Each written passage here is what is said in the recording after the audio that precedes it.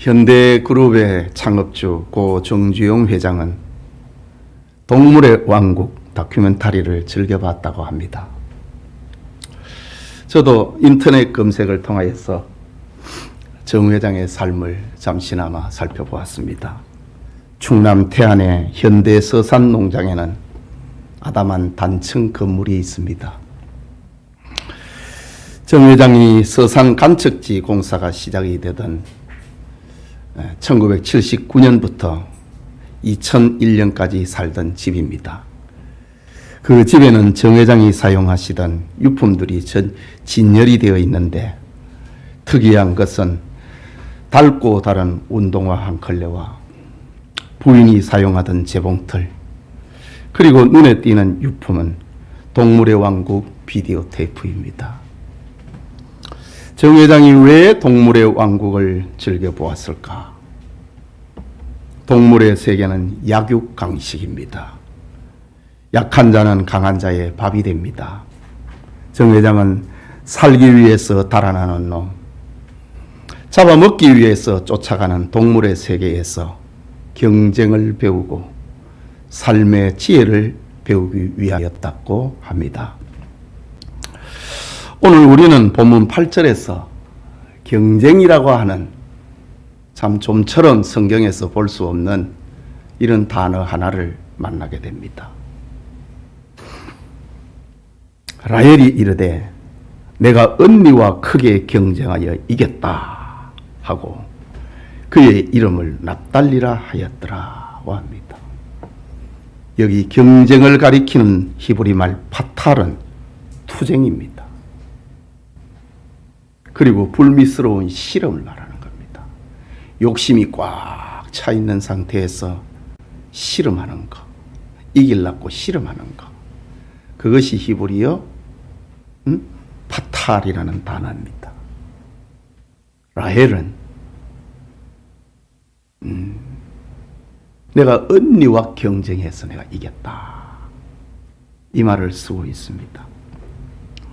하나님께서는 이스라엘 12지파의 뿌리를 만드심에 있어서 인간 본성의 경쟁을 허용하시고 합력하여 선을 이루십니다. 오늘 성경에서 우리의 관심은 하나님께서 어떻게 12아들을 12지파로 만드셨을까? 도무지 자격이 없고 도무지 미달인 그들이 어떻게 하나님 나라의 이스라엘의 12기둥으로 사용을 하셨을까? 이건 신비입니다. 구약시대의 대제사장은 대제사장이 옷을 입고 이스라엘의 모든 죄를 대신하는 속죄의 제사를 드렸습니다. 특히 대제사장의 두 어깨와 가슴 항복판에는 이스라엘을 상징을 하는 12개의 보석이 어깨에는 견장처럼 가슴에는 4줄 보석으로 꾸며져 있습니다. 이스라엘은 대제사장의 가슴에 12보석으로 박히고 다닐 만큼 훌륭하고 위대한 사람으로 시작된 것이 아닙니다. 그들의 시작은 부끄러웠고 그들의 시작은 창피했고 그들의 시작은 허물 많은 과거를 가진 사람들입니다. 그들이 12지파의 시조입니다. 하나님은 이 12지파의 조상들의 죄와 과거와 허물을 보지 않고 보석처럼 소중하게 여기셨다는 사실입니다. 바로 우리를 보여주는 것 같지 않습니까? 우리는 하나님으로부터 사랑받을 만한 가치가 없습니다.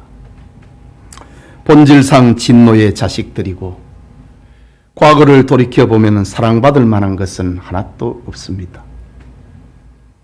우리의 영원한 대제사장이신 예수 그리스도의 두 어깨와 가슴에 여러분과 저의 이름이 새겨져 있다고 하는 사실은 은혜가 아니면은 해석을 할 길이 없습니다. 오늘은 12지파 지난 시간에 이어서 두 번째 시간으로 창세기 강해 계속하고자 합니다. 말씀을 듣는 모든 성도님들에게 하나님의 은혜가 임하기를 축복합니다. 먼저 야곱의 부인과 그 아들들을 봅니다.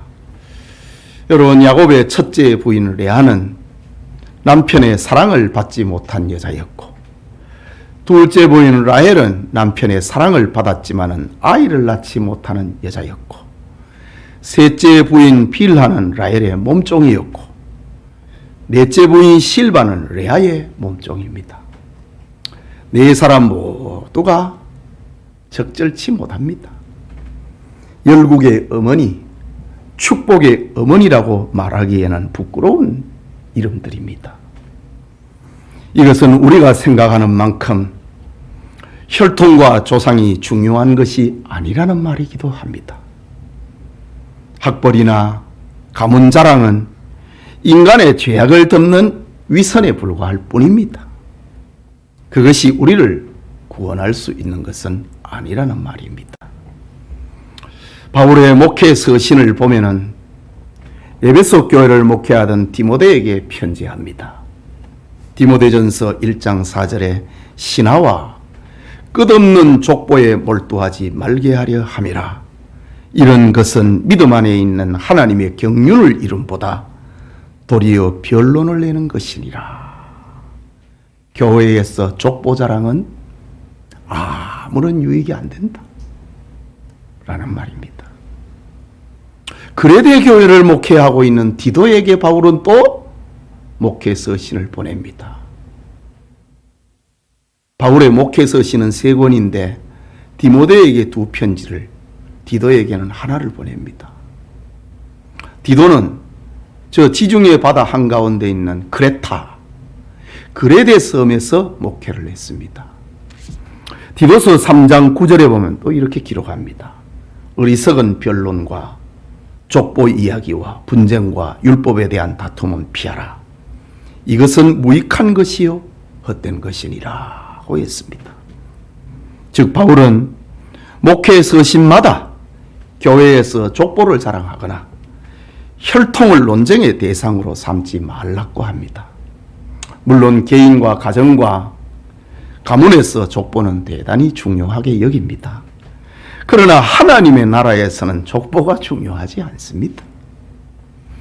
하나님의 나라와 사람이 거듭나는 것은 혈통으로나 육정으로나 사람의 뜻으로 나지 아니하고 하나님으로부터 나는 것, 하나님의 은혜로 시작되는 것이기 때문입니다.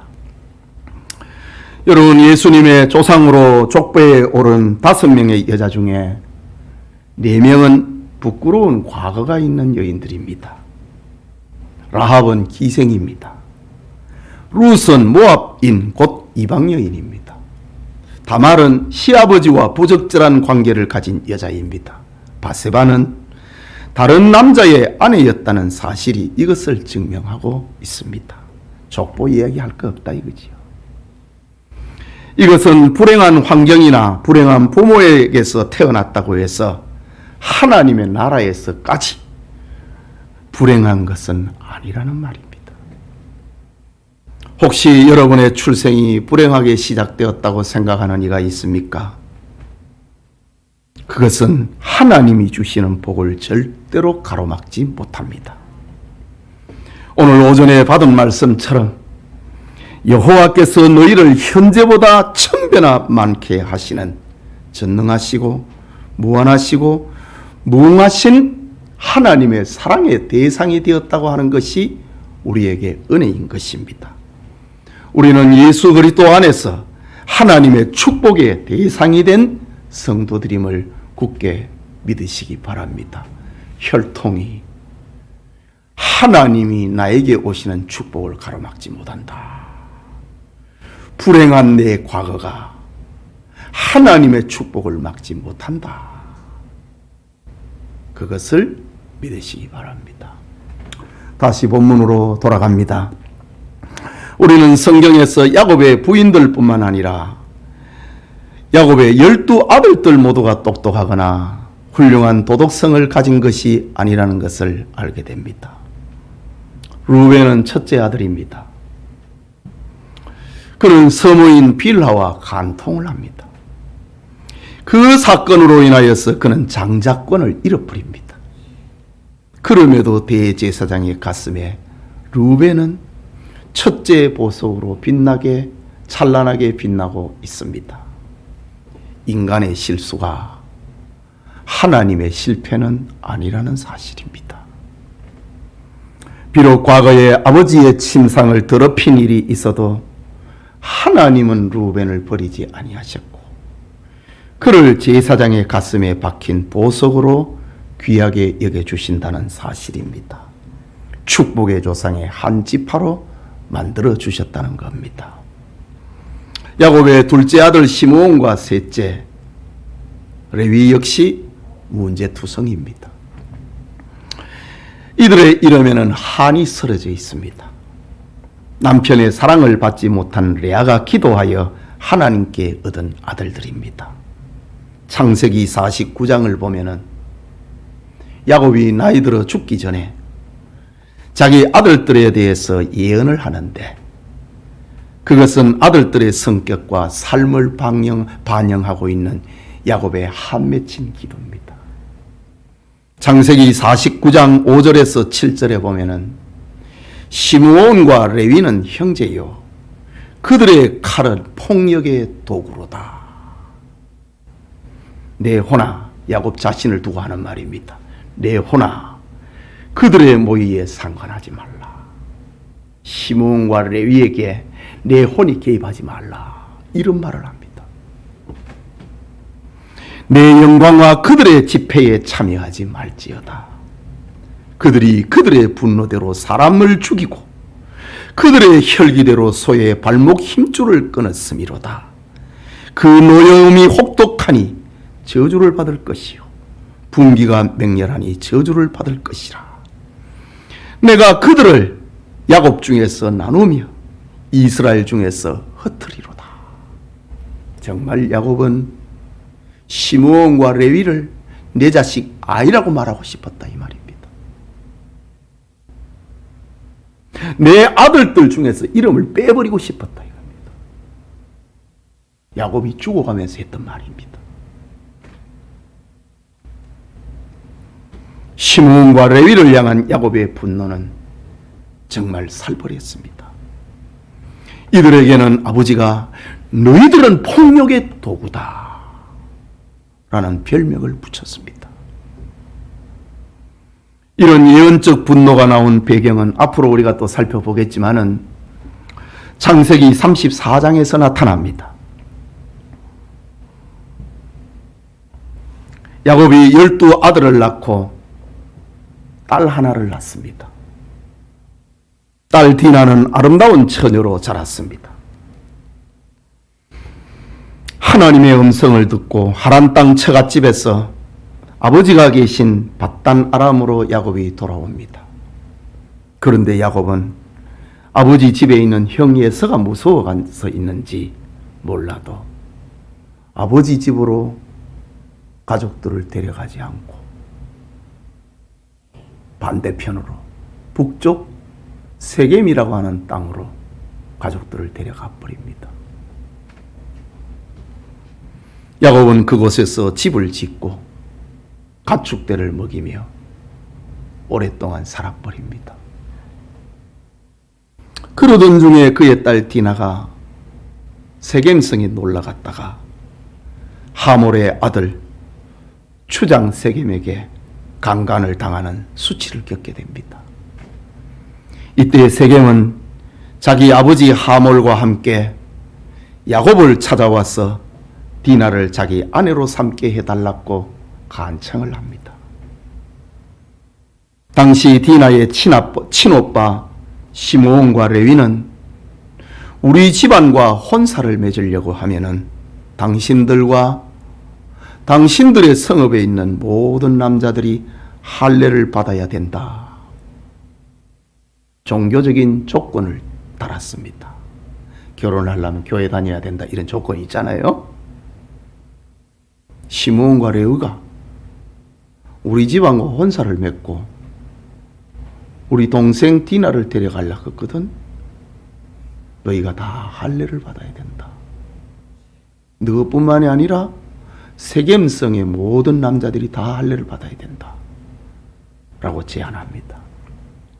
시므온과 레위는 아버지를 속이고 엄청난 음모를 꾸며버린 겁니다. 그래서 야곱이 죽어가면서 내 호나 그들의 모의에 참관하지 말아라. 내 영광아 그들의 집회에 참여하지 말아라. 라고 한맺힌 기도를 쏟아놓습니다. 시므온과 레위의 제안을 받은 세겜성 사람들은 다 할례를 받고 치료를 기다리는 중입니다. 이때 시므온과 레위가 밤에 세겜성에 들어가서 하모를 포함하여서 그 성의 모든 남자들을 죽여버립니다. 엄청난 살인을 저질렀습니다. 폭력의 도구라는 말입니다. 집단 살인 사건을 벌여버립니다. 하나님의 도우심이 없었다면 그들은 다 망하게 될 것입니다. 이때 야곱은 우리 집안은 망했다. 너희 둘 때문에 우리 집안 망했다. 야곱은 절망합니다. 창세기 35절에 하나님이 야곱에게 찾아와서 야곱아 베델로 올라가라. 하나님의 은혜가 아니었다면 시므온과 레위 때문에 야곱 집안은 다 멸문지화를 면하지 못했습니다. 하나님은 종교를 구심 삼아 잔인한 살인을 벌였던 시므온과 레위도 버리지 않았습니다. 폭력의 도구라고 하는 이전 성경에는 폭력의 기계라고 했습니다. 폭력의 도구라고 하는 별명이 붙은 시므온과 레위를 하나님께서 용서하시고 제사장의 가슴에 품은 보석처럼 여기고 레위는 그 옷을 입도록 하신 겁니다. 야곱의 아들들의 이야기는 계속될 것이니 이쯤 하겠습니다. 정리하면은 성경에서 야곱의 부인들뿐만 아니라 12아들 역시 모두가 도덕적이지 못했고 똑똑하거나 훌륭하지도 못했습니다. 언약의 계보, 이스라엘의 12지파를 이루는 시작은 이처럼 부도덕했고 본받을 것도 없습니다. 하지만 그것 때문에 하나님의 계획이 중단되거나 실패하지는 않았습니다. 아까 말씀드린 것처럼 인간의 실수가 하나님의 포기는 아니었다는 겁니다. 하나님의 실패는 아니었다는 겁니다. 바울은 고린도전서 1장 26절에서 31절에 이렇게 표현합니다.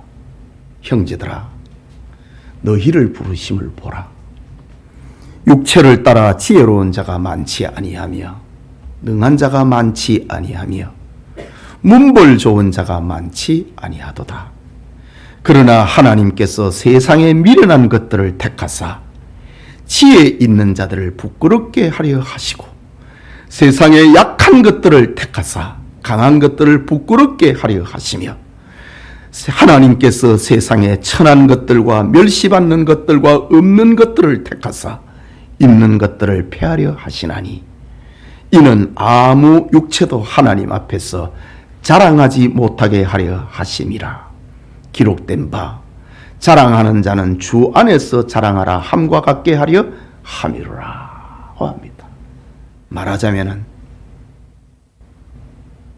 야곱의 12아들과 야곱의 4부인은 하나님밖에 자랑할 게 없다 이 말입니다.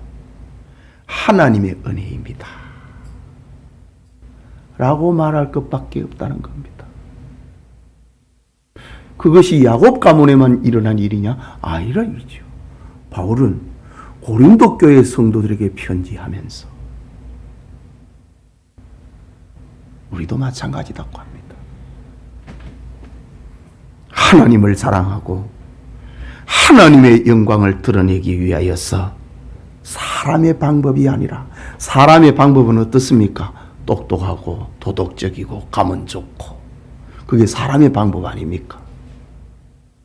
사람의 방법으로 가는데 거기에 사람들이 모이지 않습니까? 부도덕한 사람 누가 따라갑니까? 배우지 못한 사람 누가 따라갑니까? 가문이 안 좋은 사람 누가 따라갑니까? 안 따라갑니다. 그 사람의 방법입니다. 그러나 하나님은 하나님의 방법으로 자기 백성을 구원해 갖고 사람들로 하여금 자기를 자랑하지 못하게 하시고 하나님을 자랑하도록 하게 하셨다. 고린도 교인들에게, 형제들아, 너희를 부르심을 봐라. 육체를 따라 지혜로운 자가 많지 않지 않느냐? 능한 자가 많지 아니하며 문벌 좋은 자가 많지 않지 않느냐? 라고 이야기합니다. 그것은 하나님을 자랑하기 위함인 겁니다. 사람의 방법이 아닌 하나님의 방법으로 자기 백성을 구원하시는 하나님의 신비입니다. 계속해서 라헬을 통해서 펼쳐지는 야곱과의 이야기, 하나님의 구원 이야기를 살펴보겠습니다. 그게 둘째로 믿음을 잃어버린 라헬을 봅니다. 본문 1절입니다. 라헬이 자기가 야곱에게서 아들을 낳지 못함을 보고 그의 언니를 시기하여 야곱에게 이르되 내게 자식을 낳게 하라. 그렇지 아니하면 내가 죽겠노라. 라고 합니다. 레아가 수년 동안에 아들 4명을 낳자 라헬은 질투심과 시기심은 극에 달해버립니다. 자기가 남편 야곱의 사랑을 독차지하고 있지만은 아들을 낳지 못하는 고통은 누구도 채워주지 못한다는 겁니다. 고대의 다산은 여인의 행복이자 남편에게는 최대의 선물이었고 하나님이 주신 축복으로 여겼습니다. 그래서 시편 127편 3절에는 자식들은 여호와의 기업이요 태의 열매는 그의 상급이라 라고 했습니다. 자식은 기업이다 이거지요. 자식은 하나님이 주신, 나에게 주신 상이라고 합니다. 시편 128편 3절에는 네 식탁에 둘러앉은 자식들은 어린 감람나무 같으리로다. 미래가 있는 어린 감람나무 같다. 자식을 그렇게 축복의 대상으로 여겼습니다. 이에 반하여서 불임은 여인의 수치였고 하나님의 징계로 여겨졌습니다. 시기와 질투가 한계에 다다른 어느 날 라헬은 야곱에게 내게 아이를 낳게 하라. 그렇지 아니하면 내가 죽겠다. 라고 선언합니다. 이 얼마나 무서운 말입니까? 당신이 나에게 자식을 낳게 하지 않으면 내가 죽어버리겠다는 겁니다. 야곱을 위협하고 협박하고 있는 장면입니다. 내가 죽어버리겠다. 이게 야곱가에서 요즘 표현하면 교회에서 일어난 일입니다. 12지파의 어머니다. 열국의 어머니라고는 전혀 생각할 수 없는 현실입니다. 라헬의 이런 행동은 아이를 낳지 못해서 성전에서 눈물을 흘리고 하나님께 기도하기보다 눈물을 흘리면서 기도했던 한나의 모습과는 너무나 대조되는 장면입니다. 남편이 아무리 달랜다고요. 한나의 남편 엘가나가 둘째 부인 분인나가 자식을 쑥쑥 잘 낳으니까 한나가 괴로웠습니다. 엘가나가 부인을 달랩니다. 내가 저 분인나가 낳은 열아들보다 내가 낫지 아니하냐? 걱정하지 마라. 달랩니다. 그럼에도 한나는 하나님 앞에 울부짖습니다.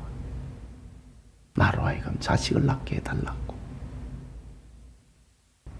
하나님이 자식을 주시면 그 아들을 하나님께 드리겠습니다. 라고 기도합니다. 그 아들이 사무엘 아닙니까? 하나님이 들으셨다 이거지. 하나님이 내 기도 들으셨다 그 말입니다. 그런데 라헬은 자식은 여호와의 주신 기업이라고 하는 근원적 사실을 생각하지 않습니다. 하나님께 기도하기보다는 인간 야곱에게 매달리고 있습니다. 이것은 라헬의 내면에 쌓여있는 질투심과 불신앙을 말하고 있습니다. 시편 146편 3, 4절에 귀인들을 의지하지 말며 도울 힘이 없는 인생도 의지하지 말지니 그의 호흡이 끊어지면 흙으로 돌아가서 그날에 그의 생각이 소멸하리로다 라는 하나님의 주권을 망각해버리는 라헬의 불신앙입니다. 12지파는 이렇게 전혀 신앙적이지 못했고 불신앙과 질투로 시작됐습니다. 그런데 하나님은 자신의 뜻과 자신의 계획을 위해서 이런 라헬을 사용하십니다. 이것이 하나님의 은혜고 하나님이 야곱과 그의 가정을 버리지 않고 함께 하겠다고 하는 임마누엘입니다.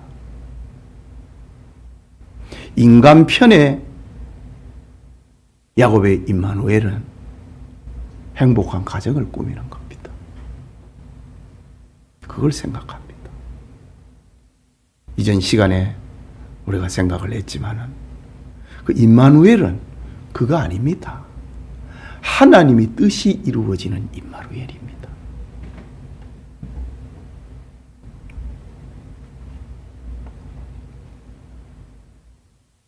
하나님이 야곱과 그의 가정을 버리지 않고 함께 하겠다고 하는 언약입니다. 야곱의 고통스러운 가정사는 사람들이 생각하고 사람들이 기대하던 임마누엘과는 다른 하나님 중심의 임마누엘이었습니다.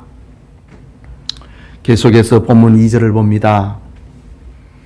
야곱이 라헬에게 성을 내어 이르되 그대를 임신하지 못하게 하시는 이는 하나님이시는지 내가 하나님을 대신하겠느냐? 라고 대답합니다.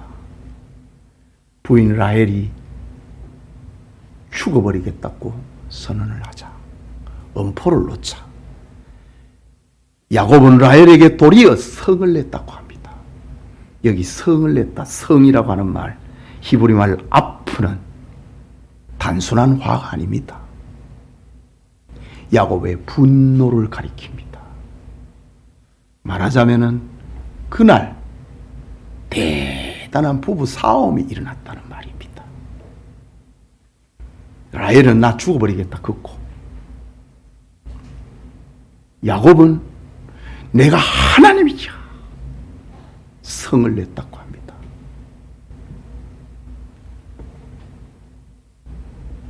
부부 싸움을 하면서 야곱은 라헬에게 말합니다. 그대가 임신하지 못하는 것은 하나님이 벌을 받은 거야. 그 말입니다. 지금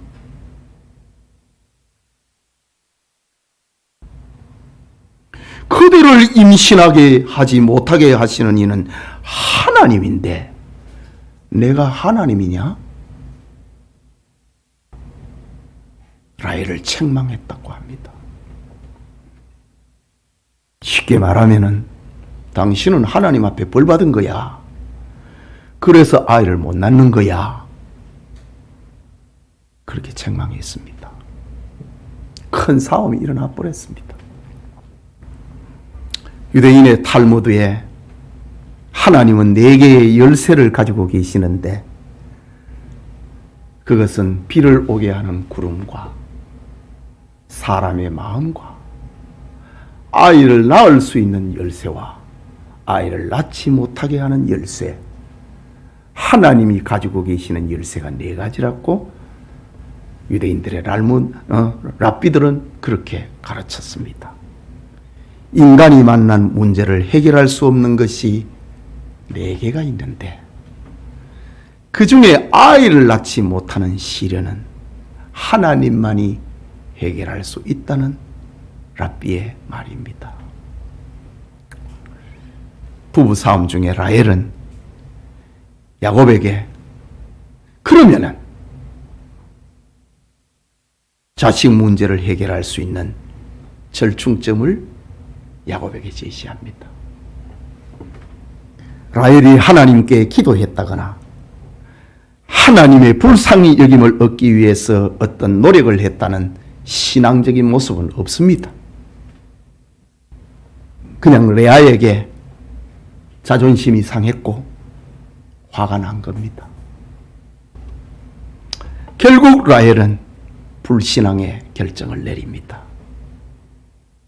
내가 아이를 낳지 못하니까 내 몸종을 통해서 아들을 낳아라. 내 아들로 만들겠다. 내 몸종을 시바지로 써라. 이 말입니다. 본문 3절에서 5절입니다. 라헬이 이르되 내 여종 빌하에게로 들어가라. 그가 아들을 낳아 내 무릎에 두리니 그러면 나도 그로 말미암아 자식을 얻겠노라 하고 그의 시녀 빌하를 남편에게 아내로 주매 야곱이 그에게로 들어갔더니 빌하가 임신하여 야곱에게 아들을 낳은지라고 했습니다. 라헬은 자기 몸종을 통하여서 아이를 낳으면 그 아이를 내 아이로 삼겠다. 내 아이로 만들겠다. 라고 합니다. 질투심 때문에, 자존심 때문에 자기 여종을 시바지로 사용해라. 라는 결정을 내립니다. 이런 일은 지난날 아브라함의 아내 사라가 범한 죄이기도 합니다. 사라는 자신의 몸종 하갈을 통하여서 아들을 낳았는데 그 아들이 이스마엘입니다. 이스마엘은 영원히 아브라함 가문의 가시가 되어버리고 맙니다. 오늘 라헬이 이런 불신앙의 죄를 저지릅니다. 그런데 라헬만 나쁜 게 아니라 더 나쁜 사람은 야곱입니다. 지난날 아브라함은 긴 세월을 기다려도 하나님이 주겠다는 자식은 없으니 부인의 말을 듣고 하갈을 통해서 이스마엘을 낳았지만 야곱은 지금 하루도 기다리지 않고 라헬의 잘못된 제안에 아무런 갈등도 없이 그대로 받습니다. 하나님을 만난 야곱이 라헬에게 좀 기다려보자. 하나님이 아이를 주지 않을 때는 그만한 이유가 있으니 우리가 기도하면서 기다려서 하나님의 뜻을 이루자. 나를 통하여서 하늘의 별과 같이 해변의 모래알과 같이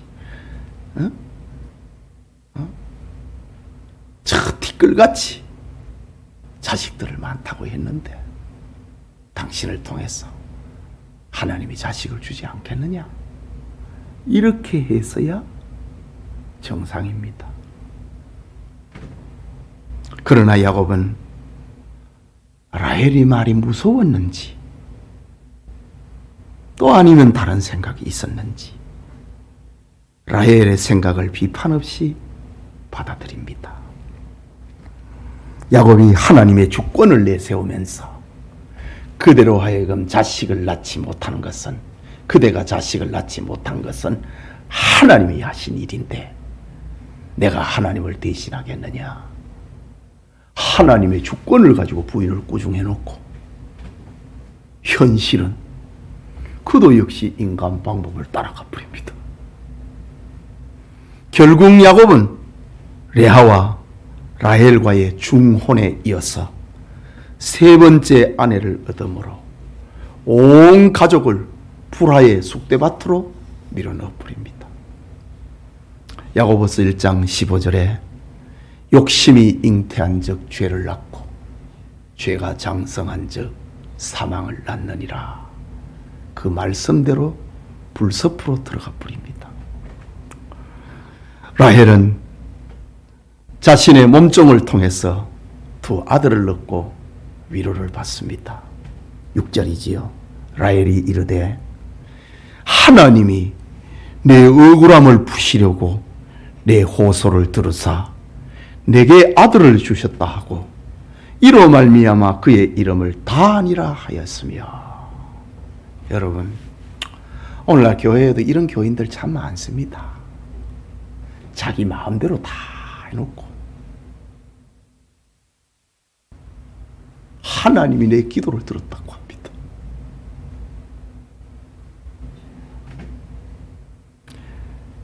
라헬이 인간적인 방법과 죄를 따라서 자식을 낳아놓고 하나님이 내 억울함을 푸시려고 내 호소를 들으셨다.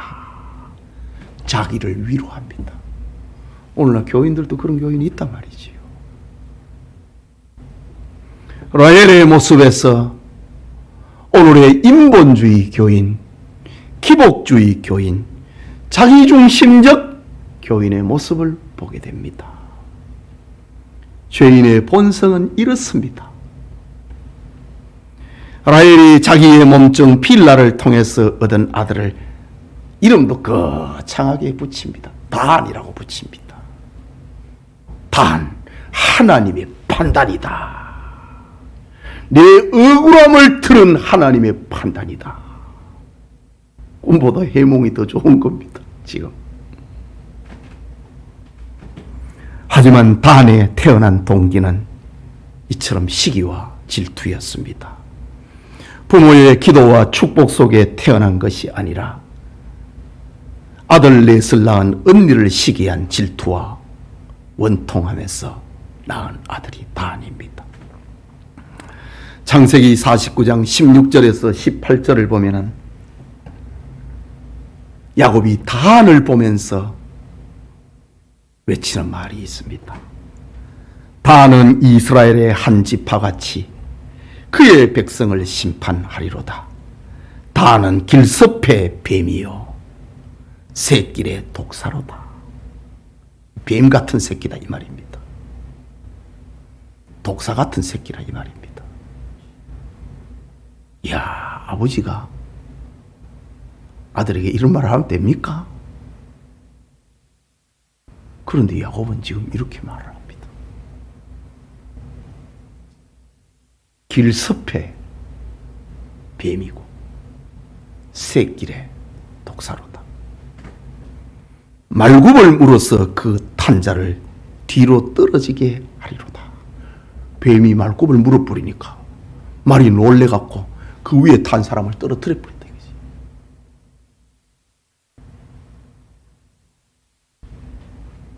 여호와여, 나는 주의 구원을 기다리나이다. 자식들의 그 부족한 모습 속에서 나는 주의 구원을 기다리나이다. 야곱의 유언 기도입니다. 하나님의 은혜 아니고는 단을 제재할 수 없다 이 말입니다. 독사 같은 새끼니까. 주님의 은혜 아니고는 내 자식을 통제할 수 없다 이 말입니다. 그야말로 단은 뱀과 독사같이 사움꾼 지파로 변해버립니다. 사움꾼은 편할 날이 없습니다. 단 지파는 사사시대에 가정제사장을 세우고 우상숭배를 깃발을 듭니다. 여러분, 이런 운명을 가지고 있는 단 지파라 할지라도 제사장의 가슴에 보석 가운데 하나로 빛나게 하셨습니다. 하나님의 은혜 아니고는 이해할 길이 없습니다. 야곱의 예언처럼 여호와여 나는 주의 구원을 기다리나이다. 하나님의 은혜 아니면은 내 가정을 통제 못하겠다고 하는 그런 야곱의 기도입니다. 사도 바울은 죄인을 불러 구원하시고 하나님의 백성 되게 하시는 놀라운 신비에 대해서 이렇게 노래합니다. 로마서 11장 33절에서 36절에 깊도다 하나님의 지혜와 지식의 풍성함이여 그의 판단은 헤아리지 못할 것이며 그의 길은 찾지 못할 것이로다. 누가 주의 마음을 알았느냐?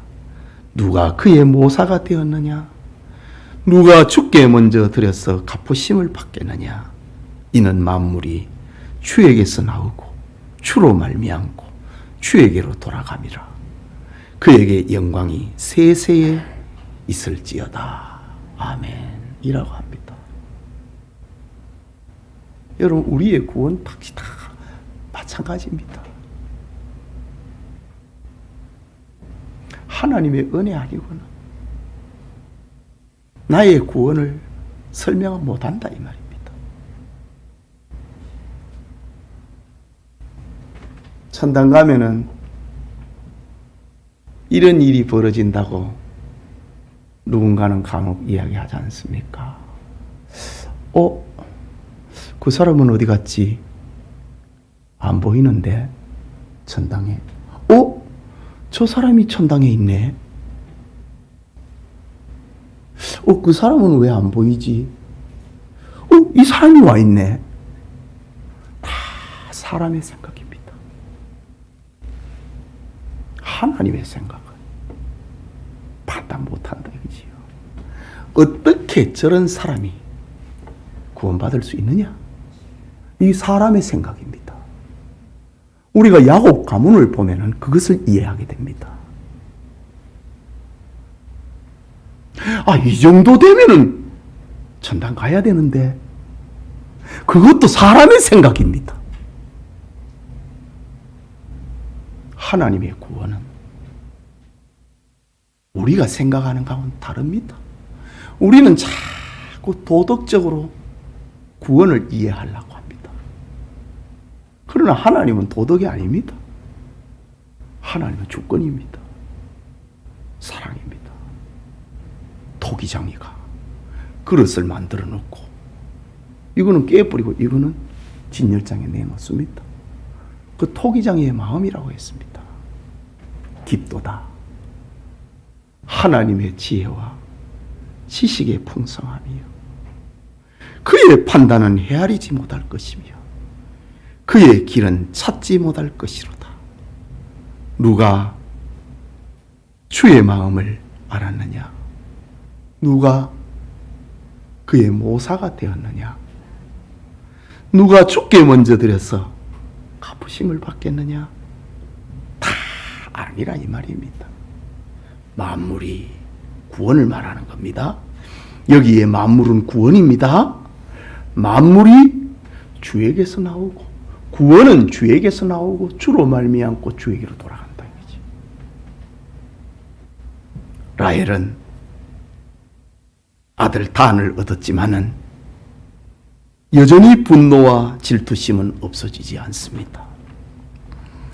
라헬은 야곱에게 또 내 아이를 낳으라고 부추기고 자기 몸종에게로 야곱을 인도합니다.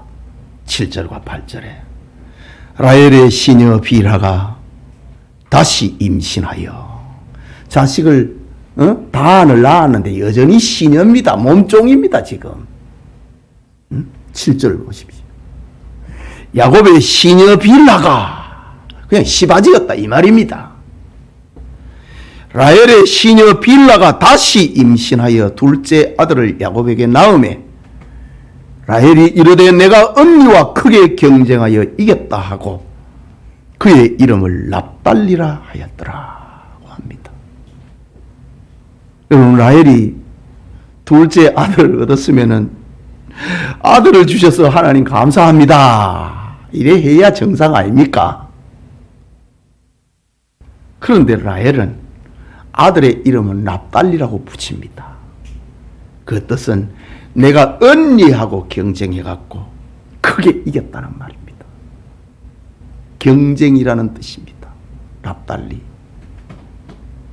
사실 레아가 낳은 아들은 4명인데 라헬은 자기 친자식도 없어요. 시바지로 둘을 얻었는데 내가 언니하고 경쟁해갖고 내가 크게 이겼다고 합니다. 라헬의 자기 주장입니다. 어쩌면 레아가 출산이 멈춘 상태에서 자신의 계획대로 자기의 이 의도대로 여종 빌라를 통해서 아들을 둘이나 얻자 자기 위로를 이렇게 표현한 것 같습니다. 이것도 교인들의 한 모습입니다. 스스로 위로합니다. 그렇다면 라헬은 끝없이 경쟁하는 한에 맺힌 여인의 모습이라고 해야 할 것입니다. 예배드리는 우리 성도 여러분, 야곱의 가정은 이렇게 복잡하고 문제가 많았습니다. 야곱과 그의 아내들, 그리고 거기서 태어난 아들들이 다 문제 많은 사람들이었습니다. 그러나 하나님께서는 이 모든 흠 많은 사람들에게 복을 주십니다. 하나님께서 이들을 하나님의 자녀 삼아 주시고 그들을 믿음의 조상이 되도록 하십니다. 이것이 야곱을 향한 하나님의 임마누엘입니다. 그러므로 임마누엘은 우리의 계획대로 되는 게 아니고 하나님의 뜻을 이룸에 있는 것입니다. 뿐만 아니라 성경은 이런 라헬과 레아를 향하여서 성경은 칭송합니다. 룻기 4장 11절에 이스라엘의 집을 세운 두 사람이다 라면서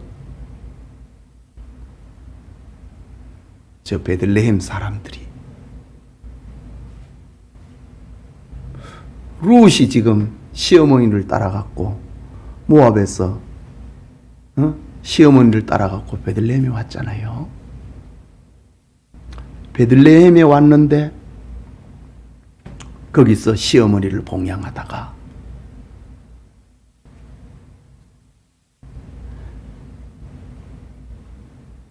기업을 물을 수 있는 가까운 친척 하나를 만나가지고 재혼을 하게 됩니다. 그때의 베들레헴 사람들이 룻을 칭찬하면서 젊은 남자를 따라가지 않고 시어머니를 섬기는 저 착한 젊은 여자, 젊은 남자를 따라가지 않고 하나님의 법에 따라서 기업 물을 사람, 나이 많은 보아스를 따라 가정을 이루는구나. 룻은 이스라엘의 집을 세운 두 여인과 같구나. 이렇게 룻을 칭송하면서 베들레헴 사람들이 이스라엘의 집을 세운 라헬과 레아다 라고 이렇게 말하고 있습니다. 성경은 도덕을 말하는 게 아닙니다. 구원론적으로 평가하고 있습니다. 구속사적으로 성경은 그 두 여인을 평가하고 있는 겁니다. 여러분, 우리가 말한 대로, 우리의 행한 대로 하나님이 갚으시면 우리 모두는 죽어야 될 사람입니다. 하나님이 주시는 복은 무조건적 은혜입니다. 자격이 있어서 주는 은혜가 아니고 우리가 복받을 만한 행동을 해서 받는 복도 아닙니다. 물론 복받을 만한 행동을 한 사람에게 하나님은 복을 아끼지 아니하십니다. 하지만 그렇지 않을지라도 하나님은 우리를 버리거나 포기하지 않습니다. 이것이 하나님의 은혜고 하나님의 신비입니다. 이 신비에 따라서 저와 여러분이 신자가 됐습니다. 하나님의 은혜와 하나님의 신비가 부족한 우리로 하여금 오늘 여기에 있도록 만드셨습니다. 하나님의 은혜와 사랑과 축복이 영천의 모든 성도님들과 함께 하시고 또 오늘 헌신하는 전도대와도 함께 하기를 축복합니다. 기도합시다. 말씀을 받았습니다. 여러분, 우리가 여기에 앉아 있는 것은, 오늘 이 자리에 앉아 있는 것은 하나님의 은혜가 아니면 해석이 안 되는 겁니다. 천사가 부러워하는, 천사가 흠모하는 주님의 자녀가 된 것, 우리의 도덕성 가지고 혈통 가지고는 이해 못합니다. 그래서 사람이 거듭나는 것은 혈통이나 육정이나 사람의 뜻으로 되지 아니하고 오직 하나님께로서 난 자들이라, 하나님의 은혜로 된 것이다. 저와 여러분에게 일어난 구원이 이런 것입니다. 그러니 나보다 좀 도덕성이 부족한다 해서 너무 욕하지 말고,